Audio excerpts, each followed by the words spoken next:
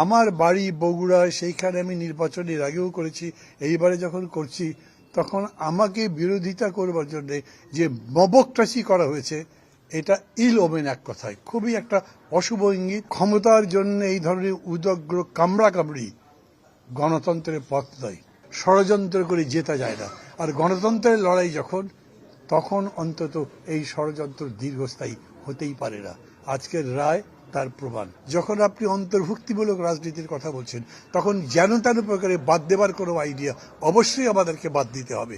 যারা মনে করছেন প্রতিপক্ষকে বাদ দেবার মধ্যে দিয়েই আমরা কেবল বিজয় অর্জন করতে পারি, তারা গণতন্ত্রের পথ রুদ্ধ করবার চেষ্টা করছেন। খেলাপি হয়ে গেছি, অতএব আমার কাছে নোটিশ পাঠানো হয়েছে, যেটা একেবারে মিথ্যা একটা নোটিশ, একটা ব্যাংকের ম্যানেজারকে দিয়ে করানো হয়েছিল।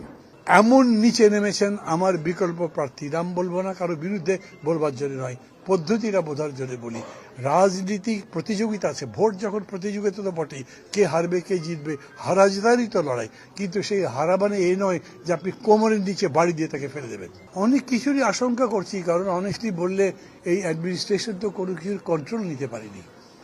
পুলিশ এখন পর্যন্ত প্রোঅ্যাক্টিভ তো দূরের কথা, অ্যাক্টিভও নয়। বহু জায়গাতে দেখছি পুলিশ প্রায় নীরব ভূমিকা পালন করছে।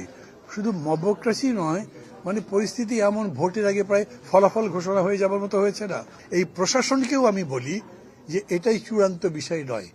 আপনারা যেটা আপনাদের নিয়ম তাই করেন, গণতন্ত্রের যা নিয়ম তাই করেন। এরপরে কে ক্ষমতায় যাবে, কে এমপি হবে, এটা দেখে খাতির করে যদি করে, তাহলে বাক্স নিয়ে চলে গেলে সম্ভবত তারা কিছু বলবে না। যিনি নমিনেশন জমা দিয়েছেন তিনি তার উইথড্র করেননি।